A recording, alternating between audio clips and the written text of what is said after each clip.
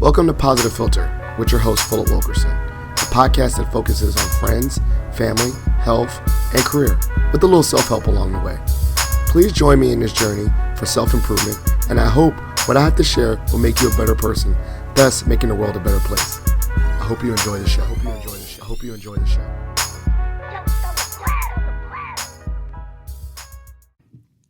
Hello, people of the world. It's Philip Wilkerson back with another episode of Positive Philter. If you've been following along, I've been going on a quest to interview all the deans at George Mason University. I got the Dean series, the Dean mini-series. And you know that a big part of my life is being at George Mason University. And so this has been a great pleasure of interviewing all the various deans of the colleges and learning about their career journey and just being motivated by what they're doing at this great institution.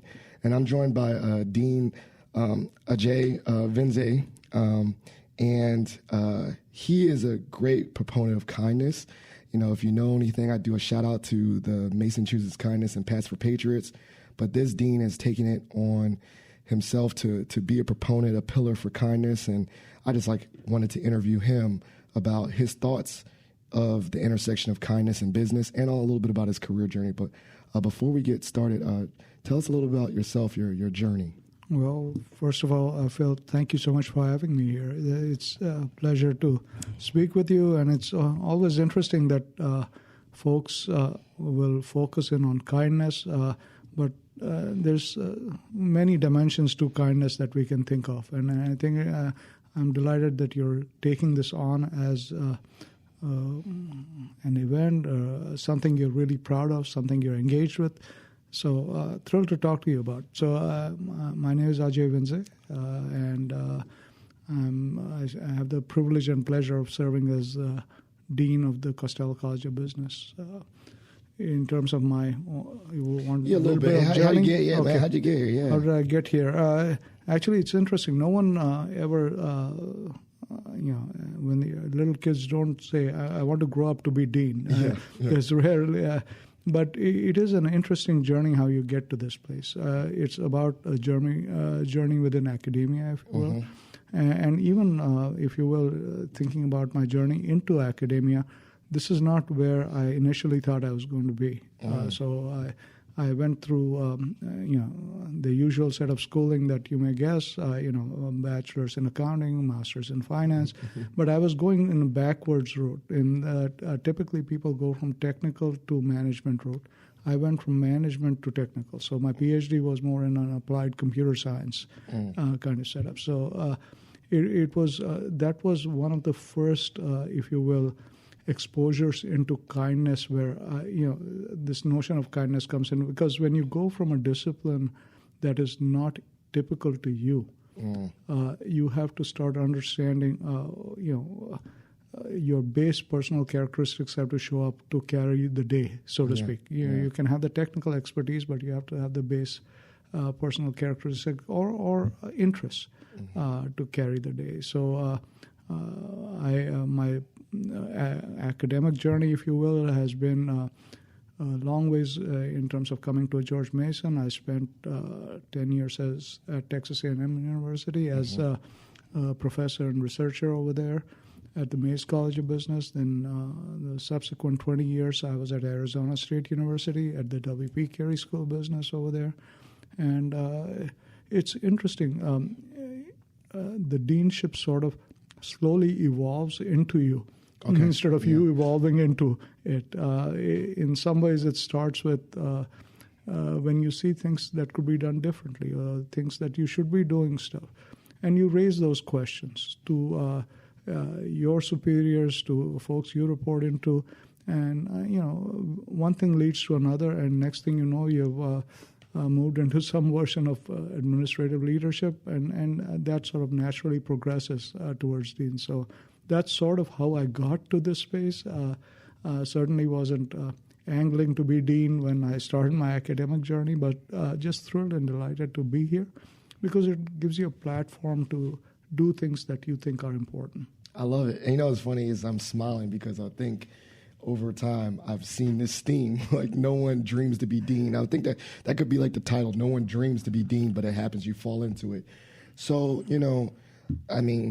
you're all the way in Arizona. what attracted you to George Mason? What was the calling to come here? How did that journey start? Sure. Actually, all the institutions I've been involved with prior to George Mason are all institutions with hallowed past, 100, 150-year-old history, things like that. I was at Texas A&M University, which has been around for a while. Arizona State, same kind of a thing. At Arizona State, an opportunity came up to be dean at the University of Missouri, the Costello College of Business. And that was another institution, hallowed past, 186-year history. And it was wonderful to be able to look at it. So I served there for 5 years, and then after that, I had every intention of going back to being faculty, a researcher, and so on.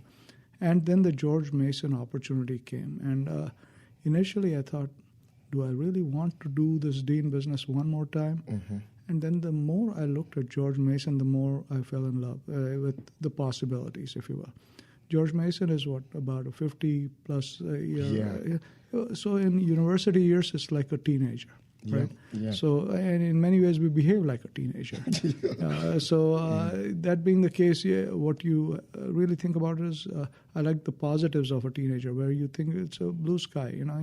You go for it. You have you're optimistic, energetic, go get, conquer the world kind of attitude, and really sort of upbeat, forward-looking, and also with high energy and an ability to really recraft what you want it to be. All this in a setting that is next to perhaps one of the most, not perhaps, it is next to the most consequential capital in the world, Washington, D.C., and one of the most vibrant business environments. If you draw 20, 30-mile radius around our campus over here, you'll see the who's who in business having operations here, from the Googles and Apples or whoever. Okay, I'm going to jump on that, right? Because I think business schools are at lots of places, and I'm working in career development. You kind of spoke to the ecosphere, the workplace around here. It's so weird. Like, I never thought of like DC as the business hub. Like, you think like finance is like New York City, and then like I guess entertainment and Hollywood.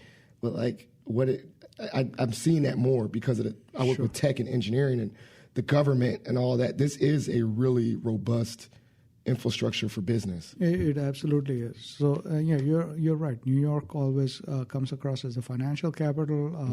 LA for other reasons and so on. But if you think about it, a lot of what business is and what business does is controlled by the broader societal boundaries, and those are set by the government. Right? Yeah. So one way or the other, government and related industries in many ways set the, if you will, stage for business. So it's obvious why this is. And then you have this very vibrant government contracting business over here, which, interestingly, I didn't know much of. If you go 100, 200 miles west of here, people don't know what the heck government contracting is. Yeah. But it really is a wonderful way of business to support the operations of a government. Yeah. And it's big business by itself. Yes. 1 out of 3 of our students go into government contracting business, which is incredible. Yeah. And 80% of our students from the business school end up within a 50-mile radius of us. Oh, yeah. That's career outcomes. I need to know that, like 90%, but like DMV, they stay here. They go here, they stay here, no matter any industry. Like, they stay in the DMV. You're absolutely right. As you're saying that, I was thinking, you go to any other, one of these major schools, and I won't name any schools, but you go there, people go from all over the world to those wonderful schools. They're outstanding schools. They go there, they get a fine education, and then they leave. Mm-hmm. Over here, another thing that attracts me to George Mason is people come here, get a wonderful education, and they stay. Yeah. So we are the workforce driver of Northern Virginia, which is a driver for the country. Yeah. So why wouldn't someone want to come here as dean? Why wouldn't someone want to come here and play a role of some sort? Oh, that's really exciting. I love the teenager comparison. I'm thinking of another thing too. Is I'm a local guy. I grew up here, And we're not going to name names of schools, but we also have that gritty chip on our shoulder, which I kind of don't want to lose either. Like that we're young and we're proving ourselves. And like, I know we try to compete, but like, I like that edge or competitive drive that, we have not just made it. Like we can't just rest on our laurels kind of thing. Like we're trying to prove something. I don't know. That drives me. Yeah, without a doubt. We get to sort of define the future. Yeah. If you have 100, 200-year history, it's difficult to change. Mm-hmm. We have the ability to change. We certainly have the desire to change. And we have the optimistic, upbeat nature at George Mason to change. And I think that's really what is needed. And so it's interesting. I hadn't thought of it like this before, but you brought up this notion of kindness, right? Yes. And kindness, sometimes people think it's this loosey-goosey, feel mushy, good kind of thing. Yeah. It is not. It's actually a very interesting construct that really defines the nature of interaction. Mm. And it defines how we interrelate, how we interact, how we come together, what have you. And it really, in many ways, for business in particular, you may have heard me say, I say this in just about every forum, that everything is business. Mm-hmm. But people say, yeah, of course, what else would you say as a business deal? Yeah, right? yeah. But the fact of the matter is, everything is business because we're in the business of something or the other, Mm-hmm. right? So it could be business of healthcare, business of education, business of whatever. But that said, business is also personal. Mm-hmm. Business is personal because business is always about a value transaction between two parties. Now, that's where the kindness comes in, right? Yeah. That's where the construct of kindness comes in, where business is personal. Tell me, how often do you conduct business with someone where you don't feel comfortable? Right. Like, I mean, yeah, I love that. Like, you're shady people. You don't want to deal business with them. And I'm thinking about this, that the value proposition, everything has a transition. It's almost kind of like if you go to science, right? Everything has, opposite reaction? Yeah. Was it same or opposite reaction, right? So, like, if we're interacting, everything, even our communications, reciprocal in a transaction, therefore, kindness plays a part in making sure that transaction is a benefit to both, in a sense. Yeah. In many ways, kindness is, if you will, the catalyst or the lubricant for smooth interactions. You said friction, right?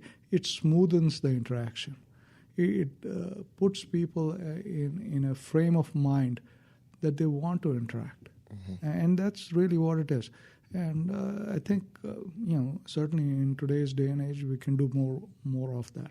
Yeah, and I think one of the things I want to demystify, particularly in business, we grow up so much, watching Wall Street, with Michael Douglas, and he says greed is good, and then we think about like Crush Your Enemies and Wolf of Wall Street, and like it seems like a very dog-eat-dog, eat your competitors, destroy your competitors type mindset, but that is far from the business and far from what the Costello Business School is teaching. How is this school demystifying kindness in the business sector?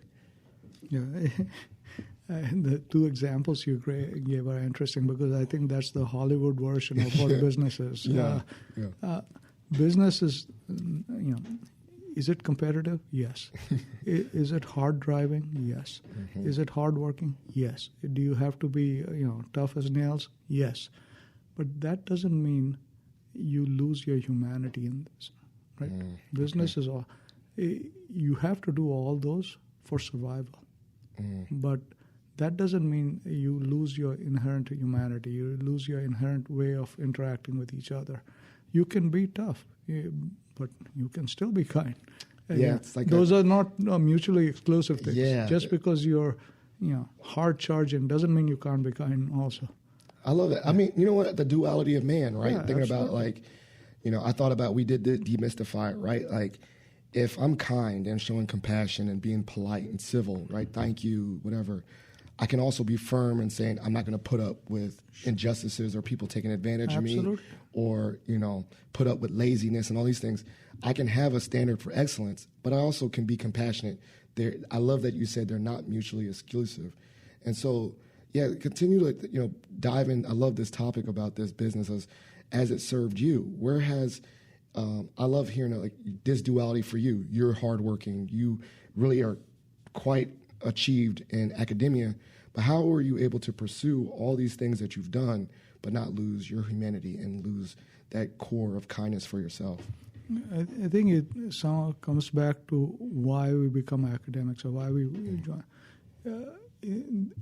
Academia is all about continuous learning, right? Mm-hmm. So, learning, creating knowledge, and so on. And I think that's really what drew me to this. So, throughout my career, I've always had wonderful people who supported you in tough times and in lean times, and sort of showed you the way. And it doesn't always have to be words that they show you the way by action sometimes. Mm-hmm.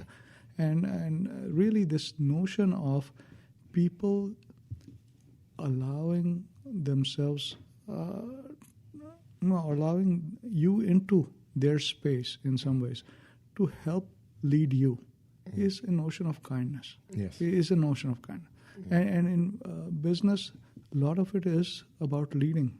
Yeah. And so back to your original thought about kindness, and it's interesting you brought up this notion of Mason chooses kindness, and you were driving that. And when I first heard of it, what occurred to me is that's such a natural construct for business. Okay. Why should we not sort of adopt it? Because you see it in your own, just about anyone's life. If you see things that influenced you most, or things where you felt ready to accept, and you feel ready to accept when you feel this level of comfort. Yes. And you feel that level of comfort when you have are dealt with a notion of kindness. Kindness can still be firm, right? Your mother can be awfully kind to you, but will be firm with you of what you can and cannot do. And that kindness shows in the way of telling you what you should or should not do. It's not saying, when the mother says, don't go touch the stove, it's out of the kindness. Yeah. She doesn't want you to get hurt. It doesn't want you to get hurt. So you have to also understand and interpret kindness. Yeah. It doesn't always come in soft language and soft words. But it comes in the right attitude, or in the right mindset, or in the right thoughts in your mind and heart. Yeah, I'm thinking about the I love that parental example. I'm thinking about those leaders that I've had, really instrumental leaders, that they're not going to be the rah and give you a hug and send you an email, but there are things where they're like, but they're guiding you. They'll maybe more so put you in a situation where they know you could be successful because they believe in you. And they're not going to say, oh, you're the best, but they're like, go, I think this is a good job for you. And you're like, wow, they see that's a kind act, right? Or another one is that they're equitable, right? Like they're making sure that they have policies that are in place that are fair to everybody. That's kind. Doesn't inadvertently, like, it's not like very visible. I love that. Like, it's not very visible, but when you can look at it from a very like stoic, outside yourself perspective, you're like, wow, these things are indeed kind. But I love it. You have to interpret it. Yeah. So is there some other business examples that you have that's like, on the surface, I don't think people wouldn't think that's kind, but when you really think about it from a business standpoint, I'm interpreting that is a very kind act, policy, procedure, et cetera. Absolutely. If you think about basic principles of management or basic principles of business, what they are doing is just setting parameters for interaction. And parameters of interaction, if we both play by the same set of rules, is a good way to interact and a kind way to interact. And I think business, again, I'm not Pollyanna about this. I'm not saying everyone is kind in general. I'm not being Pollyanna about it. But what I am saying is, when you look at business principles in general, if you say business is personal, then business principles have to make it personal. Yeah. And the way you make it personal is by making it palatable to people who are going to engage. And kindness, decency, humanity, all these are, if you will, drivers of good business practices. It's a valued, sustainable transaction in business happens only when there's value seen on both sides. It's not, again, this is unlike what they show you on Wall Street or something. It's not, I don't get ahead and in a sustainable way if I don't provide value to you as well, right? Yeah. Because you're going to sustain me and I'm going to sustain you. Mm-hmm. And academia is a wonderful example of that, where we all are in this environment where we can nurture each other's senses and sensibilities in a meaningful way while learning the criticality of academic details. You can't say I'm an engineer who's very kind, but I don't know math. It doesn't quite work like that, right? So academia, again, the kindness comes in properly training you. Yeah, setting you up for success, basically. Absolutely. Like, so even if an instructor is not like I said, we say Pollyann, warm, but they're having a focus of, I'm making sure that I'm putting my students out into the workforce prepared with, and I'm thinking of it like not just failing them or, breaking them down to build them up. I want to make sure they're prepared because I don't want them to go out there and fail in their jobs or have a hard time. I'll give you an example of a time that, in many ways, in my own mind, I felt perhaps what I was doing may have been considered unkind or harsh or what have you, but that wasn't the intent. And it really came back to me in a very interesting way. So many, many years ago at a different institution, I had to actually have one of my students, tell them, this is not the right program for you. Yeah. It's time for you to step out. And I said, I'll help you out as you step out, but this is not where you want to be. And let me tell you why. And that student was clearly not happy with me at that time, clearly. But the interesting backstory or interesting follow-up story on that is about 6 years after that incident, the student came back to me, gave me a big hug and said, thank you. Yep. And I thought, I almost cried then because, it showed that he understood the spirit in which... you weren't just dropping them from your program or whatever. You were saying, I want to make sure that strengths-based-wise, you're in ones where your strengths will thrive, and you might not be able to see it now. Kind of like that parent, I learned. My uncle told me this story. He was like, "You're gonna come one day. You're gonna become 35, and you're gonna call me one day, and you're just gonna say you're right."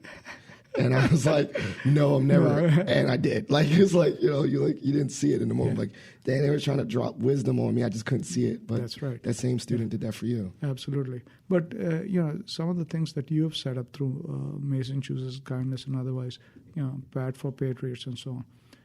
Sometimes it is important to also openly manifest kindness. Mm-hmm. When you say Pats for Patriot, who doesn't like an email comes to you that says some colleague of yours thinks you did this and thank you for that, right? And you never know who said that or who. But does that change your day? Yeah. And also, like I said, value proposition. I mean, I think that one of the things too, like kind of like it will reiterate what they like. That I'll do it again. Like, oh, they saw that I did this well. They liked it. Exactly. Well, okay, I'm gonna do it again because that's a behavior that's recognized. Absolutely. And I think in the business part, that's also the same thing, right? Like you've seen the value on both sides. And that's what successful business is, right? You see what creates value, and you do more of it. Have you had to ever I know a lot of now in the business world, there's a lot more focus on well-being, staff well-being, a lot about taking care of people so that one, they retain them, they're more productive. Have you, has that been part of the things you've learned and studied yourself as a business leader? About this notion of employee engagement, employees satisfaction, and feeling supported and stuff. If you ask me, have I done enough of it? I would say I need to learn lots more and do lots more. But am I conscious about it? Yes, because you have to understand in business or any sector, you're not just engaging with the person on the. Otherwise, it's just a transaction, right? Yes. You can't have transactional interactions, right? you really, when you're a colleague or a staff member or your boss or what have you, it's a much larger engagement, and you're engaging with the whole person. Yeah. And you have to understand, what inspires the person, or what what drags them down, what gets them going, what makes them more productive, and those are just ways in which you can. So it's really the full person. So it isn't just one dimensional, and we are living in stressful times. So it is important, even more so now, to be sensitive to that and to reduce that stress. And sometimes it's done through a very minor thing, right? You just stop, say hello to someone. Yeah. It doesn't cost anything. Smile at folks. Ask someone how you're doing, and not just because you're passing by, but actually listen to how they're doing. Yeah. And it's just surprising how that turns a person around in terms of being more receptive to your ideas. They might not agree with you, but at least be receptive to listening to you. I know that you're active on LinkedIn. I follow you, and you're connected. You're plugged in. Have you had any conversations with deans? Have they, reached out to you about what's going on at Mason as a young institution? Have they, other schools of business, solicit the gems from us, or how's those peer-to-peer conversations navigated? That's an interesting question, because one of the things that when I first got here, I used to hear a lot about is we are a best kept secret. Yeah. And I don't like those kind of secrets, especially when we're doing good stuff. Yeah. Right. So in many ways, we have to not brag, but actually educate folks, or make up. It's bragging when it's not true. If it's true, no reason not to tell people what you're doing. And I think we've actively, in the Costello College of Business, actively tried to see, to at least let people know what we're doing on a regular basis. Social media happens to be the flavor of the month right now, right? So you do it on that, but you try to do it in every which way. And what we're finding is, if you do it in a deliberate, thought-through manner, people start recognizing. Yeah. So, yes, I have heard from multiple of my colleagues and friends, what's going on at George Mason? We hear good things are happening. What caused this to happen? How are you making this happen? Why is the institution, taking? It's generally in a very positive light. I'm just thrilled when people ask those questions, because then that says we're making an impact. Yeah. And I was saying, because I know Christine Landau, she shared an article, also formal publications in the business world, the business articles sharing about the kindness and things like that. And so maybe my next point is, as a dean, and I'm learning this from my conversations, there's a lot of stakeholders that you have to engage. How have you navigated that? So what I mean by that, have you connected and, plugged in to be, with the students, to your faculty and staff, and then alum, the Christine Landau's, the Alumni Association people. And then on top of that, which I know the business school probably gets a lot of as compared to other schools, along with the College of Computing Engineering, these corporation stakeholders, there's a lot of people that will demand your time, your energy. How have you been able to engage with all these different stakeholders? And that's been a big part of my job. I think a big part of my job is really carrying the word about all the good stuff going on in the college. Am I doing the research? No, our faculty are. Am I running the classes? No, our faculty are, and our staff are supporting them. Am I doing the hard?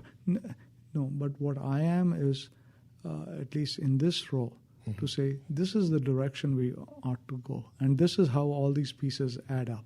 And then when they do, to communicate that with all the stakeholders, internal and external. So I think one thing that we have actively done in the Costello College is we've said we are not going to be a silo. Okay. If I say something like everything is business, then it's imperative that we connect with everyone, right? Everything. So we even through our curriculum, we have done innovation over here with stackable certificates and microcredit that actively connects the business school with every other college on campus. Yeah. So you're breaking down silos, you're making friends, you're changing the arc of higher education, and so that's. But when you do that, just doing that and then not telling the business community you have done that doesn't help, right? Because in some ways, if you're doing this innovation that's helping students, tell the people who will eventually benefit from it, because they'll benefit from our students. So it's my job to go out and let the business go. So I would say, if you put a week as 5 days, you can say I spend a day on each one of these dimensions: a day on our faculty, a day on our students, a day out in the community. And when you say out in the community, one day is for business, one day is for the government sector. So you have to allocate time, and because none of these are more or less important. Because the way I look at it is it's a value chain, right? From students to the entire environment that's jobs, companies, or what have you. It's a value chain. And everyone has a role to play in it. Yeah. And everyone is equally important. So any part of the value chain not working is not acceptable. Yeah, that's the thing about it. That's a lot. It's a big system approach. If your students are not successful in the classroom or they're not enjoying their experience, then they're not going to do well and go out in the workforce. But if our employers don't know about them, our students need to get hired by these employers, that's there. Our faculty need to be happy because they're teaching. So there's all these parts. It's all cross-connected. Yeah. It's all cross-connected. And it is connected in a way that we need to see the value of each other, and we need to sort of appreciate what everyone is doing. Because,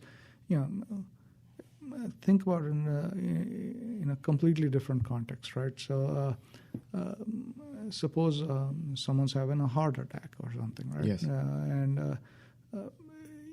Eventually, the person, say, gets surgery or whatever and comes out.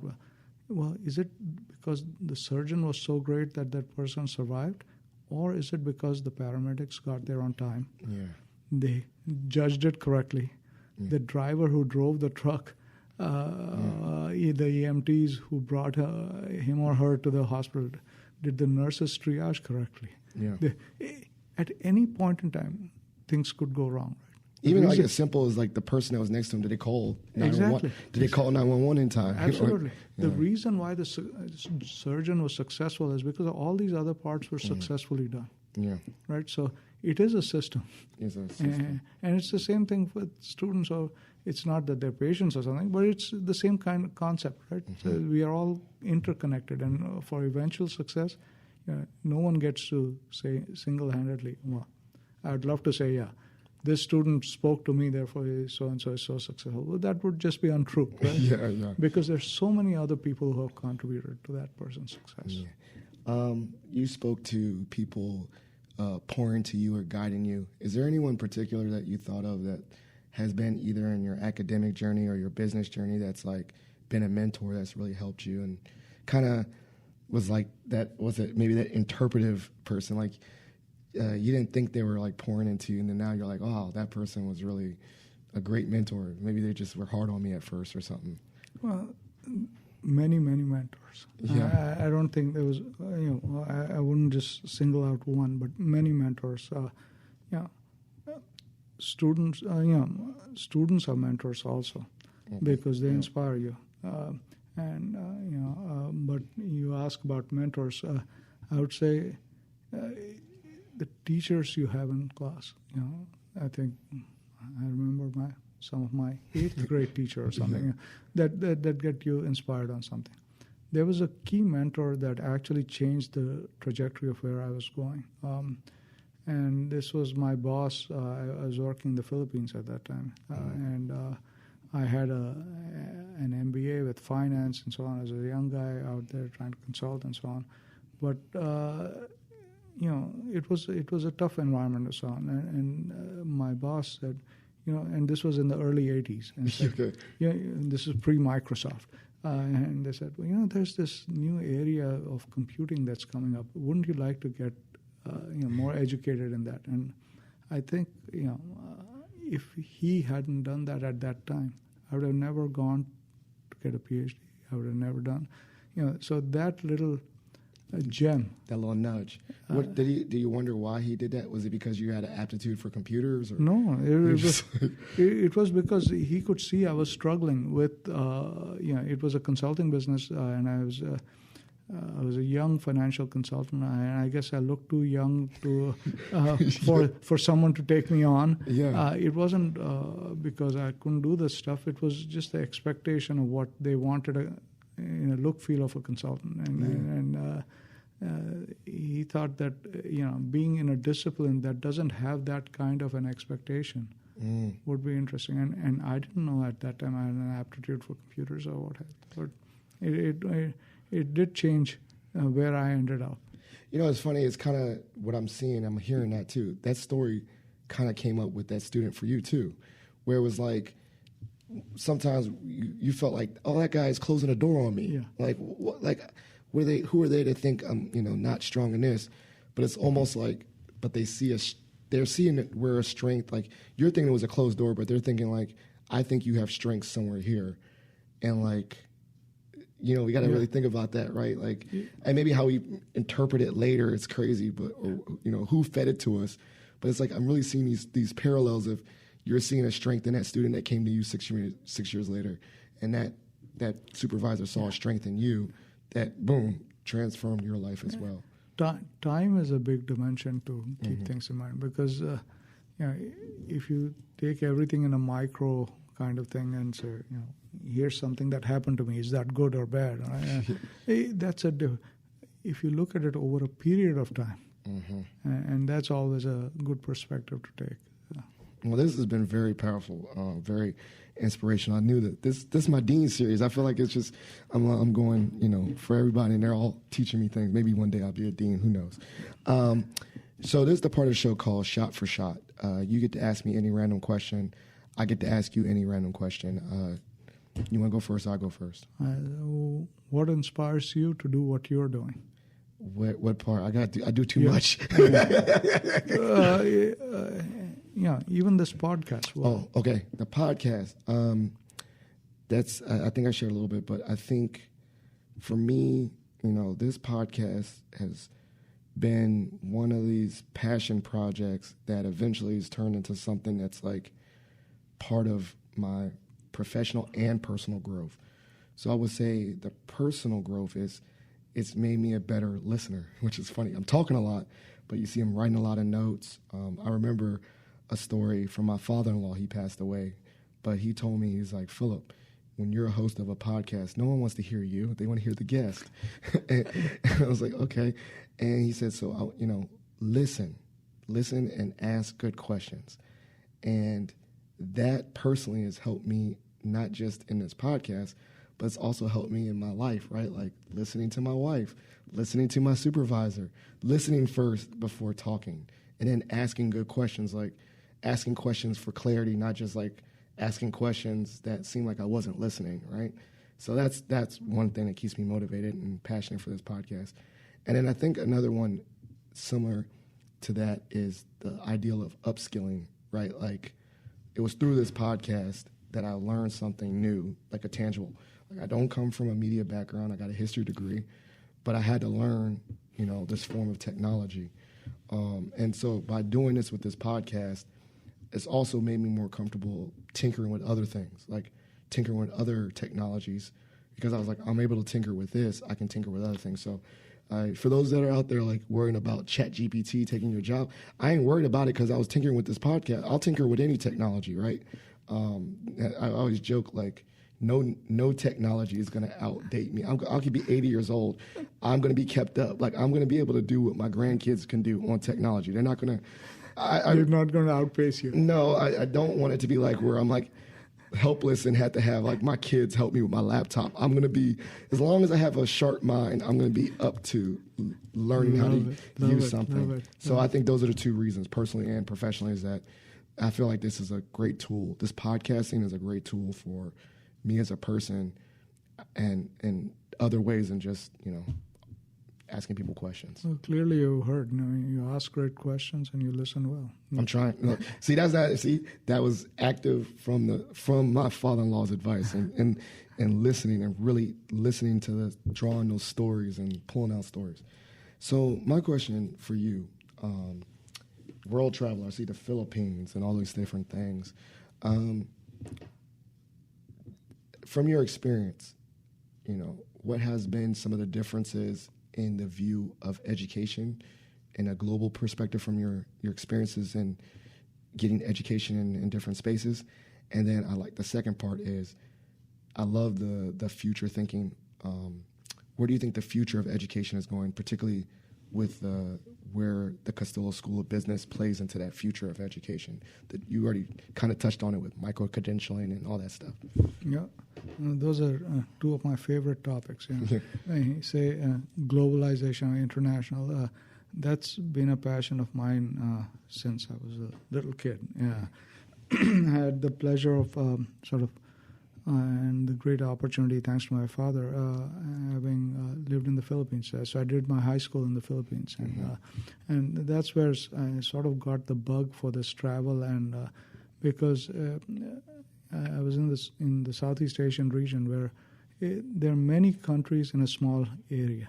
So I almost think if you travel from Texas, just from one corner of Texas to the other, you could be there for a while.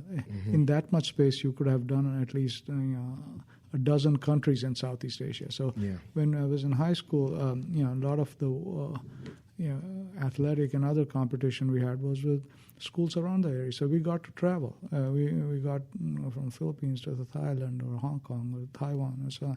And every time I went there, I was so fascinated by the students in those places, by people I met. It was a bug that never went away. So I had the good fortune professionally and so on to live, work, and travel through, I would say, again, I keep a running count of this. So it's 70 plus countries. So it's been wonderful. And here's what when you travel, people say, well, you have to know the language and you have to know the culture and you have to know the customs and they say all this. Fact of the matter is, if you have basic human decency and show respect and kindness around, you can go just about anywhere. And language is not a barrier, culture is not a barrier. People just about anywhere want the same kind of, the human desire. Human rights desires. Are pretty much the same everywhere. And you get to meet them, and you meet the most interesting people with the most interesting kind of backgrounds. And for example, I did a lot of work in Bosnia, in Sarajevo, and so on. And I ended up becoming great friends with a taxi driver there. That person didn't speak a word of English. I didn't speak Bosnian. But we have this ongoing friendship over 8-10 years. I've been to his home. I've had meals with his family. I've gone to his daughter's wedding. It's just incredible. And the way we converse is either his son or daughter or someone will be in the room and they translate for us. Wow. And the way we became friends is because he was the first person who met me at the airport over there and took me from the airport to my hotel. Then I happened to be the same person who took me from the hotel to the university. And then, I don't know how it happened, but we just became friends. And it's wonderful, right? So we don't speak the same language, we're not the same culture, not the same religion. So you can do this. And for anyone out there, I would say, any opportunity you get, go travel the world. I think nothing like seeing people in different contexts and different. But just it's an eye opener, and it's just fantastic. So that would be a big part of, I think, any education. So when you say what do I look for in the future for Costello College, we have we defined 5 strategic priorities for us, and I won't go through all of them. But in one of them, global engagement is part of it, and that doesn't mean just go do tourism, go somewhere, and that has value also. but really engaging globally. How do you engage globally? How do you have a meaningful relationship? And so that's going to be a big part of the Costello College of Business, because we are not just going to be a regional or national horsepower, someone to reckon with. We will be globally known. So we certainly have those aspirations. And to have those aspirations, you must have value proposition. And our value proposition, we have several, but one of them is something we spoke about earlier, the notion of redefining how education is delivered. It's I refer to as the Spotification of education, or the Netflix version of education, right? Yeah. And I've said this in other forum also. Education, if you see it predefined as a CD full of songs, 14 songs in it, you have to buy the entire CD to consume that degree, right? Yeah. You actually like only 2 or 3 of those songs, but you're stuck buying the whole CD. Yes. Well, that's because we have crystallized that thing into that format. That's versus where I can create my own playlist. Yep. Right? Yeah. So the problem with having a crystallized version is when you have that, it causes 2 sorts of behavior. One is either the price becomes prohibitive. That is, if I have to spend $14 for getting a CD of 2 songs that I like, then each song costs me $7, right? Yeah. Versus if I'm going to stream it, it costs me 99 cents. Right. Now, if I create my own list, I've created a CD that I like. I like all the songs, and it meets my. So the question is, how do you create an education system that meets the real-time needs of, and also delivers a product at the other end that folks who are going to either hire you into a job or for you to get prepared to do a job, whether you are. So in some ways, universities have to see how do you craft or crystallize these courses, which is what our certificates are. When we say micro-credentials, the certificate programs, or build your own degrees, or the flexibility of degrees and things like that. And that's the next generation of higher education. So I think global, the role of technology that you mentioned in terms of influencing this, and being able to deliver customizable degrees. I think this is going to be the future. And my last part for global engagement is that more so like establishing, like not like a full satellite like Mason Korea, but just having academic experiences or academic experiential experiences in other countries, kind of thing. Like I think there's so more many like expanding upon study abroad, but like really getting out there, being in other countries to learn. There are so many versions of it. So having a physical presence in a country is one way of doing it. Me sending some, students just going out there and engaging in the business community in another is another way of doing it. Experiencing study abroad. There's like umpteen different models to do this. And you have to see what is cost beneficial, what is meaningful, what can you do in a short run. Why sometimes you need a physical presence. Mason Korea is a good example of that. Sometimes you need a partnership presence. That's a different model.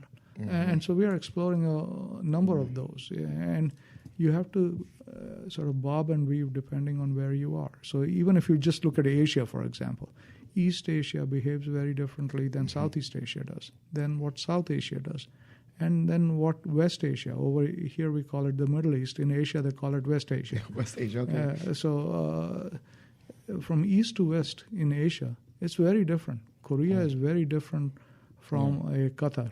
Yes. Okay. Yeah. And what you do and how you do it and how you engage is going to be different. So I don't think it's a one-size-fits-all. Yep.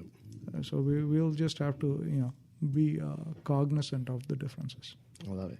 Well, this has been a great episode, very inspirational. I definitely learned a lot, and you see I took a lot of notes.